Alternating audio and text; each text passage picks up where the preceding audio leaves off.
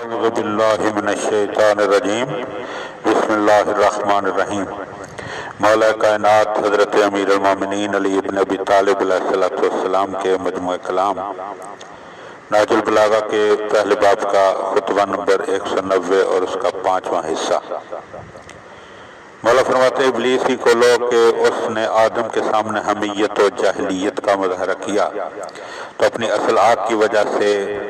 اور ان پر چوٹ کی تو اپنی خلقت و پیدائش کی بنا پر۔ چنانچہ اس نے آدم سے کہا کہ میں آگ سے بنا ہوں اور تم مٹی سے۔ یوں ہی خوشحال قوموں کے مالدار لوگ اپنی نعمتوں پر اتراتے ہوئے بڑا بولے کہ ہم مال و اولاد میں بڑے ہوئے ہیں کہ ہمیں کیوں کر عذاب کیا جا سکتا ہے۔ اب اگر تمہیں فخر ہی کرنا ہے تو اس کی پاکیزگی، اخلاق، بلند کردار، حسن سیرت پر فخر و ناز کرو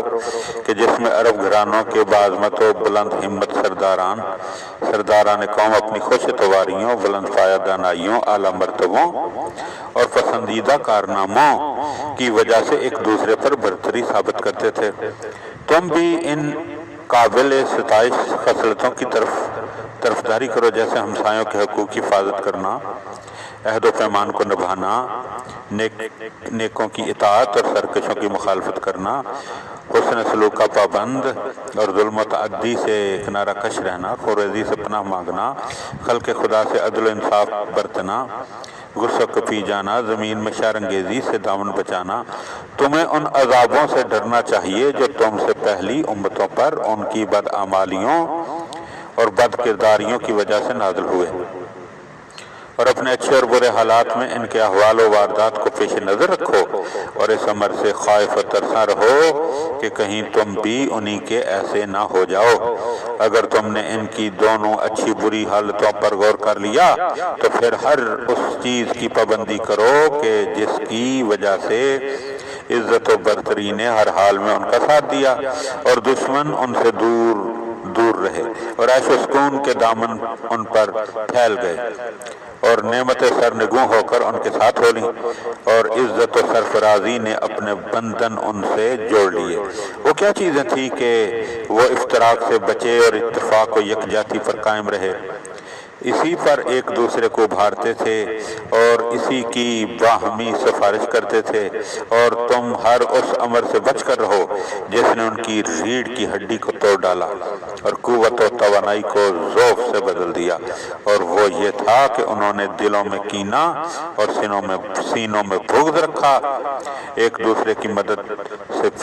پیٹ پھیرا لی اور باہمی تعاون سے ہاتھ اٹھا لیا۔ اور تم کو لازم ہے کہ گزشتہ زمانے کے اہل ایمان کے وقائع و حالات میں غور و فکر کرو کہ صبر آزما، ابتلاؤں اور جان کا مصیبتوں میں ان کی کیا حالت تھی۔ کیا وہ ساری کائنات سے زیادہ گراں تمام لوگوں سے زائد مبتلا تعب و مشقت اور دنیا جہان سے زیادہ تنگی اور ضیق کے عالم میں نہ تھے، کہ جنہیں دنیا کے فرعونوں نے اپنا غلام بنا رکھا تھا اور انہیں سخت سے سخت اذیتیں پہنچاتے اور تلخیوں کی گھونٹ پلاتے تھے، اور ان کی یہ حالت ہو گئی تھی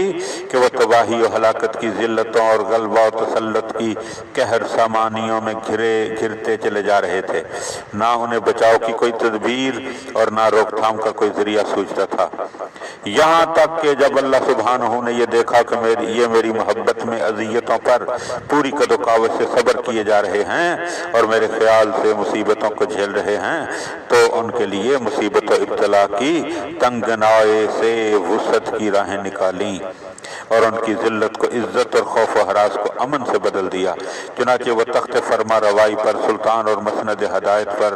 رہنما ہوئے، اور انہیں امیدوں سے بڑھ چڑھ کر اللہ کی طرف سے عزت و سرفرازی حاصل ہوئی۔ غور کرو کہ جب ان کی جمعیت یکجا، خیالات یکسو اور دل یکساں تھے، اور ان کے ہاتھ ایک دوسرے کو سہارا دیتے اور تلواریں ایک دوسرے کی معین و مددگار تھیں، اور ان کی بصیرتیں تیز اور ارادے متحد تھے،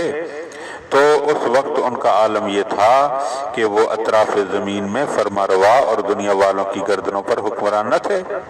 اور تصویر کا یہ رخ بھی دیکھو کہ جب ان میں پھوٹ پڑ گئی، یکجہتی اور درہم برہم ہو گئی، ان کی باتوں اور دلوں میں اختلافات کے شاخسانے پھوٹے، اور مختلف ٹولیوں میں بٹ گئے اور الگ جتھے بن کر ایک دوسرے سے لڑنے بھیڑنے لگے، تو ان کی نوبت یہ ہو گئی کہ اللہ نے ان سے عزت و بزرگی کا پیراہن اتار لیا اور نعمتوں کی آسائشیں ان سے چھین لیں، اور تمہارے درمیان ان کے واقعات کی حکایتیں عبرت حاصل کرنے والوں کے لیے عبرت بن کر رہ گئیں۔ اب ذرا حضرت اسماعیل کی اولاد اسحاق کے فرزندوں اور یعقوب کے بیٹوں کے حالات سے عبرت و نصیحت حاصل کرو۔ حالات کتنے ملتے جلتے ہیں اور طور طریقے کتنے یکساں ہیں۔ ان کے منتشر و پراگندہ ہو جانے کی صورت میں جو واقعات رونما ہوئے ان میں فکر و تعامل کرو کہ جب شاہان عجم اور سلاطین روم ان پر حکمران تھے اور انہیں اطراف عالم کے سبزاداروں، عراق کے دریاؤں اور دنیا کی شادابیوں سے خاردار جھاڑیوں، ہواؤں کے بے روک گزرگاہوں اور معیشت کی دشواریوں کی طرف دھکیل دیتے تھے، اور آخر انہیں فقیر و نادار اور زخمی پیٹھ والے اونٹوں کا چرواہا اور بالوں کی جھونپڑیوں کا باشندہ بنا کر چھوڑتے تھے۔